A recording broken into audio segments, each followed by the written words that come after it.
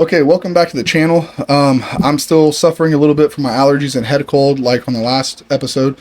But we left off talking about Intermittent fasting. yeah, and we were talking about intermittent fasting. Then we got in the topic of overcomplicating things. So we're gonna pick it up with the overcomplicating. I think a lot of people try to overcomplicate training and dieting way too much. I think it's as simple as if you eat below your maintenance calories. So to break it down, you have three phases. You have below maintenance calories, you're going to lose weight. Your maintenance calories, you're going to stay the same. And then above your maintenance calories, you're going to gain weight.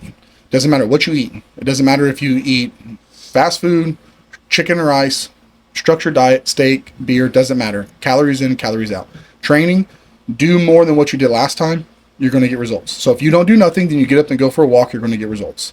If you go and do one set of barbell curls for 8 reps, you're going to get sore. And then the next week, if you come in and do 2 sets of 8, and then you come in the next time and do 3 sets of 8, and the next time you come in, you do 3 sets of 10, that continuous progress of weight and reps is going to get you results. It's that simple. You can't continuously do the same thing, but you can make it where you continuously progress by just simply adding 1 or 2 things. You don't have to go into these big, huge scientific deep dive training programs of kneeling down on one knee with a cross cable, high pulley, with a deep stretch, dropping the shoulder blade. No, that's nonsense. At some point, I guess that does matter at a certain level of elite fitness whenever you're competing at a top tier level of like bodybuilding. But for the average person, that's nonsense. Like, it's as simple as feeling it. A curl is a curl, right? If you can't feel it, you can't work it, right? If you can't feel it, you can't find it. Bless you. So you can't work it out. Bless you. Thank you, So guys. for my biggest thing, I think the hardest thing to train people on is bent over barbell rows, Romanian deadlifts. Those are the 2 hardest things to train people on. Those require cues like, hey, imagine this or imagine that or pull back here or tuck this or, like arch here or whatever. That requires a specific guideline and training, like coaching. But for the most part, a curl, a pull down, a bench press, a dumbbell press, a side lateral, a press down. I mean, how scientific do you need to make that? Like how do I get my arms bigger? Do curls and do some press downs. Yeah, grab a weight and lift. Right. And press down for your triceps, curl for your biceps. Well, how many? Well, when you stop seeing results, then add an extra set or some more reps or some more weight. And then every time you come in, try to do 1 more rep or 1 more pound. And then when you cannot increase on your reps and weights no more, add another set. And then add another set. And then add another exercise. It's that simple. Yeah, like for me, like mobility would be a big limiting factor, and I think that's a big factor for a lot of people. Like we were, I think this past Saturday or so, you were questioning me on the Romanians that we were doing, and you're like, "Why aren't you going below the knee?" I was like, "That's as far as I stretch. Like right now, I'm working on it, but that's as far as I'm getting right now. Like if I go past that, I could probably get past that, but it's going to be even more uncomfortable than it already is." Going on like painful, like in a Yeah. bad way. Yeah. Yeah, so the barbell was stopping at the top of his knee, and I do Romanian deadlifts to the bottom of my knee. So that's why I was asking, hey, how come you're not going all the way down to the bottom of your knee? He's like, well, that's as far as I could go before it starts to hurt my lower back and like a sharp pain, not like a muscle pain, like a muscle burning. So it's just like, okay. And that's another thing too. I truly believe the best exercise is the one that doesn't hurt you, right? Like how many different variations of rows do you need to train your back, right? I mean, don't get me wrong. If you tuck your elbows in versus flaring them out, it's going to feel different. But a row is a row. And depending on what part of your back you want to train, if you can feel it when you're doing that movement, elbow out, elbow in, a high pull, a seated row, a barbell row, dumbbell row, right? It's going to train that area if you could feel it in that area. If you don't feel it in that area, chances are it's not training that area. That's definitely something I know I need to work on because I'll be doing an exercise that I know is supposed to be for my glutes, and I get in there and I do it, and I'm like, why do my calves hurt? Like this, I'm bending the wrong way or I'm not stretching it the right way. And I know y'all are in the middle of like y'all's sets and y'all's workout and all that. So it's hard. I don't want to interrupt y'all with it. And But I'd rather you But- do it right than like not doing it right. So if Yeah. you don't feel like you're doing it right, you can ask. yeah, I'm doing a bicep curl and like working out my lower back. It's really weird.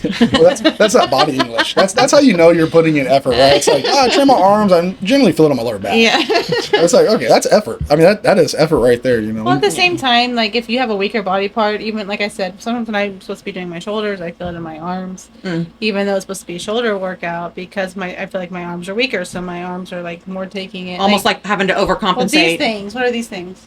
Pec deck. That one. I always feel it in like not my shoulders. I always feel it in my arms. I don't know if it's because of how I'm squeezing. It could just be the strain. It could just be because you're holding the way that you're That's what I'm straining. saying, You're yeah. flexing your biceps instead of Uh, relaxing your biceps. So yeah. because your tendon from your bicep runs from the joint up into your shoulder, but then your pectoral tendon ties from here over to here. So you might be feeling it here, but it's actually your pectoral tendon that you're feeling. So it could be the bicep because you're squeezing and flexing, or it could be the end of the pectoral tendon that you're feeling. Because the pec major runs from here, turns into a tendon here, and then it runs down the bone and connects here. And that's the pec major. The pec minor comes from here and it stretches across here. So when you're feeling it there, it could just be that part of the So pectoral. maybe I'm doing it right. Maybe it just like I said, you could just be Like, straining too. It's hard to say. I mean, It's a track movement, so like it's not for something like the pec deck sort of thing. You're track movements, so you're no matter what, you're going to be more focusing on the area that it's intended to use when you're using it. Whether you have inefficiencies in other areas, that's why you're starting to like you feel it in those areas first.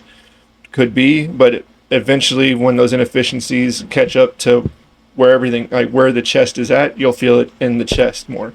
So you're saying I'm not doing it wrong. oh no, you're definitely doing it wrong. That's your fault. So like isolated movement versus a compound movement. So let's talk about like your triceps. So you could do an isolated like movement, like you do like a tricep press down or like a rope press down, and that's just pure tricep, right?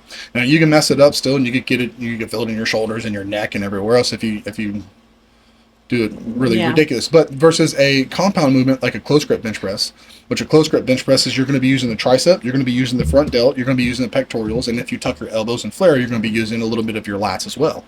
So that uses multiple muscles. So if you're like generally speaking, when most people start bench pressing that never work out, they always say, "Oh, I feel it in my triceps, I feel it in my arms," because that's the most like lack of a better term, the weakest part of your body right now for that movement, Or right? at least in the that most grouping. neglected, right? Yeah, it's the most neglected muscle out of all those. Then once the triceps catch up, you might start feeling it in your delts instead of your chest. You know, then once your delts catch up, then you'll start feeling it in your chest. Now with close grip bench press, you actually want to feel it more in your triceps than everywhere else. So you might feel it in your chest more, and then your delts, and then finally in your triceps, because it's in a better pressing position for the triceps when you go close. When you do regular bench press, it's more chest dominant. So changing your hand placement on the bench can dramatically change a part of the body that it directly targets. Like if you're doing seated cable rows and you flare your elbows out versus if you tuck your elbows in, it's going to target different parts of the back. Now, is it so crucial where it's like, okay, well, no, you have to do, you're going to have to, drop the shoulder blade and you're going to have to rotate and pull, squeeze, flex, and you're going to have to contract and you're straighten up. No, just pull and see where you feel it. Yeah. If you want to hit your lat more and you're bringing your elbow out and you feel it in the middle of your back, well, try bringing your elbow down. You feel it in your lat Change now. that position. Right, you feel it in your lat. Cool. You're working your lat. Keep going.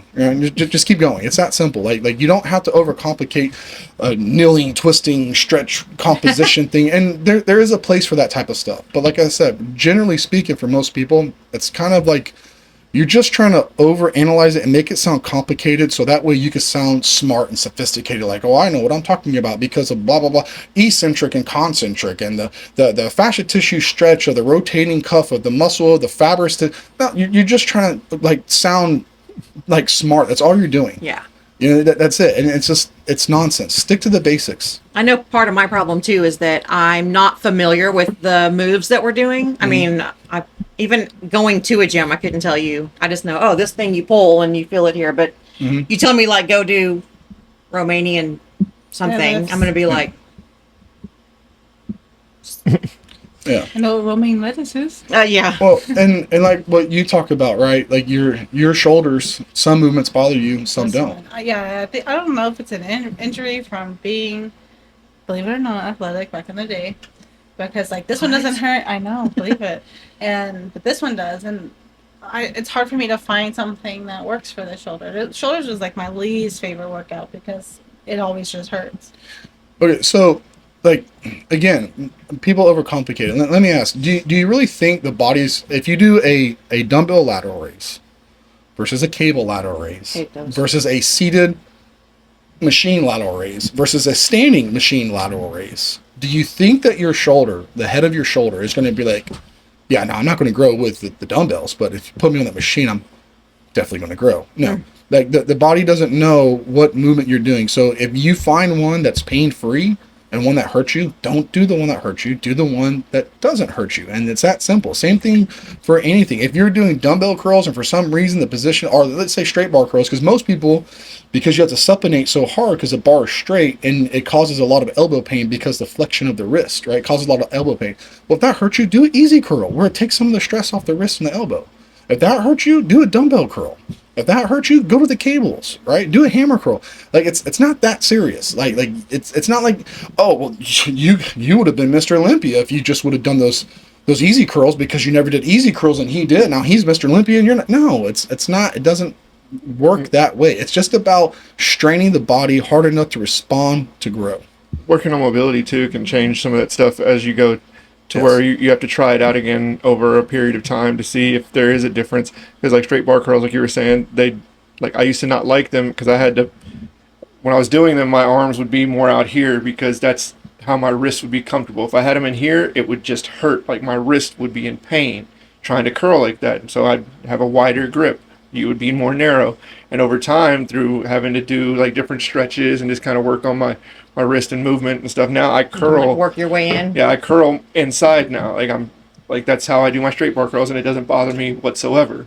And it just took time to get there.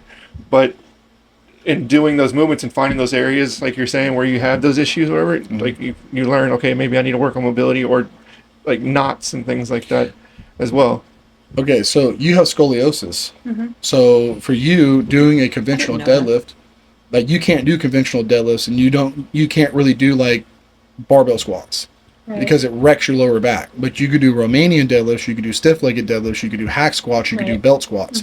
So things that don't load your spine but load your hips, like I said, Romanian deadlifts, belt squats. You know, and I know hack squats still load, but you're supported on the back, so it's not actually like Yeah, it's not so much on my lower back to me. I know it's more right. on my shoulders. Yeah, but like I said, it's not a direct vertical load where Right. you're having to stabilize and everything. So like there's some people out there that are so dogma when it comes to squats. Like if you want good legs, you got. I was a power lifter. Like I've been squatting since I've been a teenager. Right, I love squats. Recently, my knee and my hip doesn't love like squats. it. Yeah, so I haven't actually done squats.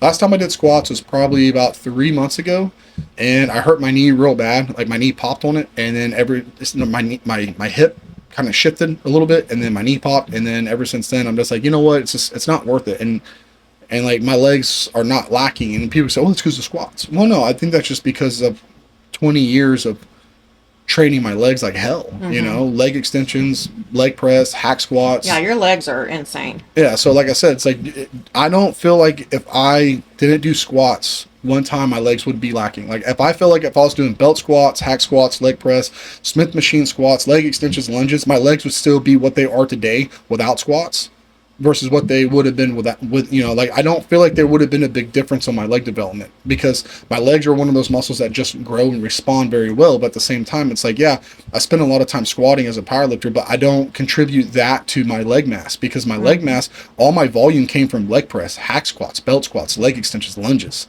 Squats would perform 3 to 5 reps with a heavy load. Most of the time done singles, 1 to 3 reps. You're not building up a whole lot of mass on those low volumes. Strength, yeah, sure. So like I just don't think that like there's anything that should be so like complicated, and just the overcomplication of dieting too. And like it blows my mind how complicated people try to make this stuff, and it doesn't need to be complicated. Eat less than what you're eating. You're going to lose weight.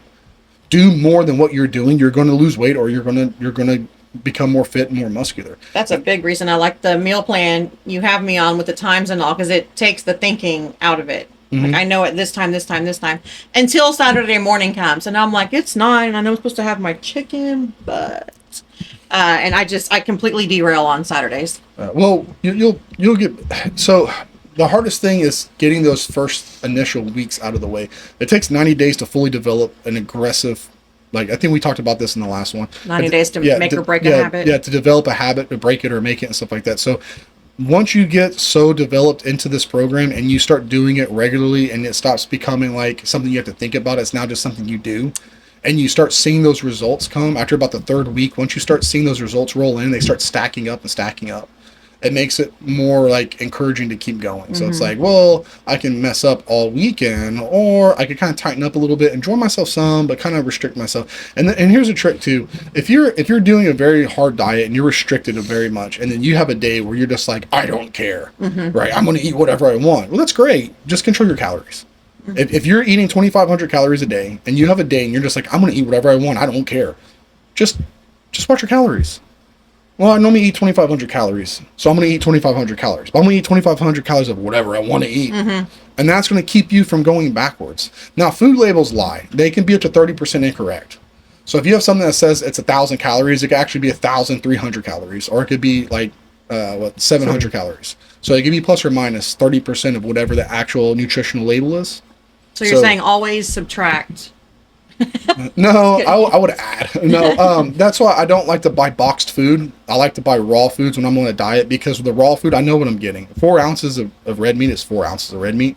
I know what the nutritional value of that is. Same thing for rice and everything else. So, but anyways, so like I say, it's still a good guideline. If you want to have a fun day and you're on a diet and you're like, I just kind of really care today, just watch your calories. Make better choices on your calories. It's that simple, and that's still going to keep you from going backwards. And staying the same is better than going backwards. Yeah. Complicating things too. It's one of those things. Everybody's, like you were saying, like they want to put their spin on stuff and sound smarter or better, or have something they can hold over people and be like, yeah, like this. I use these big words to explain the same basic stuff that's been around for many, many years now, sort of thing. And it's nice and all, but again, like the easier you can keep things, like the keep it simple stupid method works because you keep it simple. The more you complicate it, the more difficult it becomes.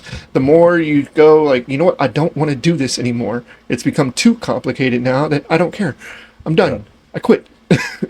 So yeah, like just keeping it simple. That's always going to be, for me, it works great for you as well. It's like the more simple you can keep it, the better off you usually are. You complicate it, that makes it hard. Then it's hard to keep up with, and then you don't want to do it because you're frustrated. And yeah, absolutely. And then as far as it goes for like sounding smart, there's some YouTube channels. These guys that like, well, I have a degree in whatever. I can't remember the actual name of the degree, and I found out that some of these degrees are required to be a high school PE teacher.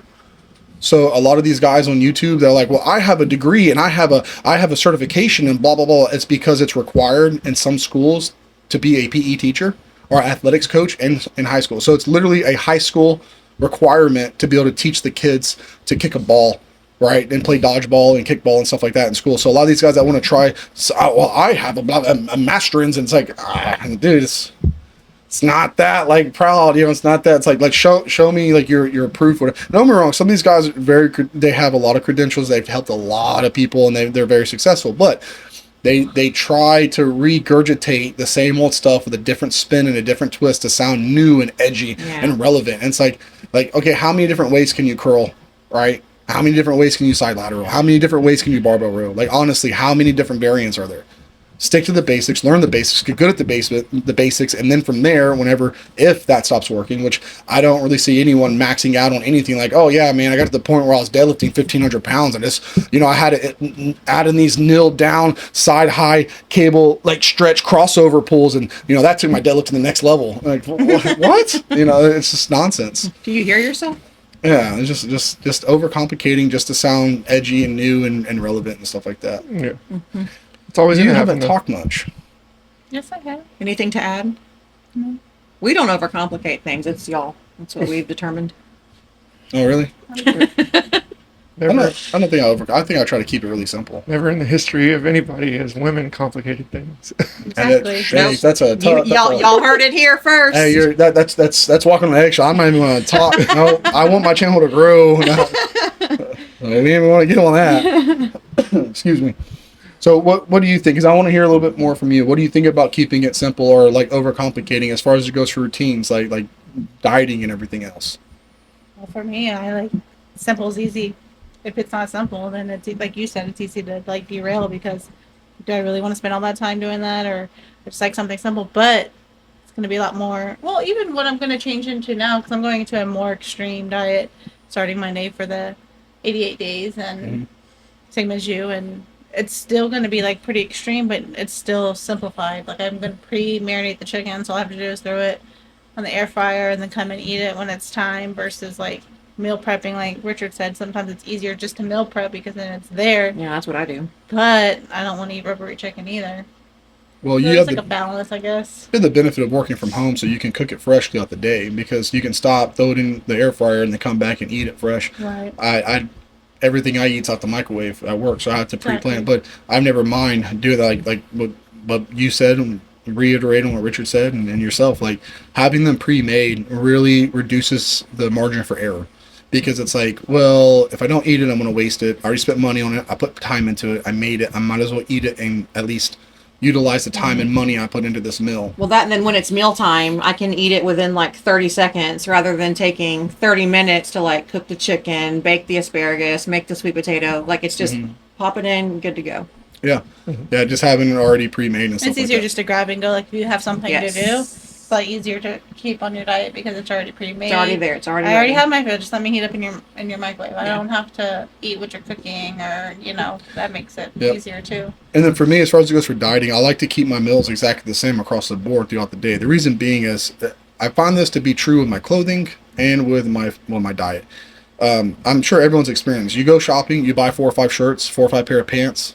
You find the one shirt and the one pair of pants that fits just right, and like, oh, this is my favorite pair of pants, and those That's are the what you ones. live in. Yeah, and those are the ones you always want to wear, and that's the shirt you always want to put on because it fits you the best. And then like, I really wish instead of buying these other 3 pairs of pants, I just would have bought 3 more just like these. Well, that's the same way I am with my meals. It's like, okay, I'm eating 6 meals, and I dread this one, I dread that one, but these 4 aren't so bad. I can manage these. So I'd rather have 6 meals that are identical, where it's just like, yeah, I don't mind it, I don't think about it, it's just mealtime. I eat it, and that's it. And I'm not just like, oh my god, I have to eat, because I've done the tuna, I've done the tilapia. I used to eat 6 pounds of tilapia a day. Ugh. And let me tell you, man, I don't care how you cook that. 6 pounds a day, it gets to the point where like you're just gagging on it, like the smell of it. I can't eat tilapia anymore. I can't do it. Like, okay, gun to my head, you could get a pro show, you'll be pro card bodybuilder. This is going to get you to where you want to be. I'm going to eat it. I'm going to eat it, right? Sprinkle some sawdust on there too. I don't care. I'm going to eat it, right? But like when it comes Sprinkle to some just sawdust. yeah, like I said, make it miserable, make it Yeah. bad. But if that's going to get me to where I want to be, sure, I'll do it. But like knowing there's other options that are simpler and not so like, Tilapia. yeah, I'm going to pick a better, more simple option that's going to make me stick to what I'm trying to accomplish. Yeah, Just keep it simple. Back to the basics. Keep it simple. for sure. We need to get back to the basics of life. You know that song?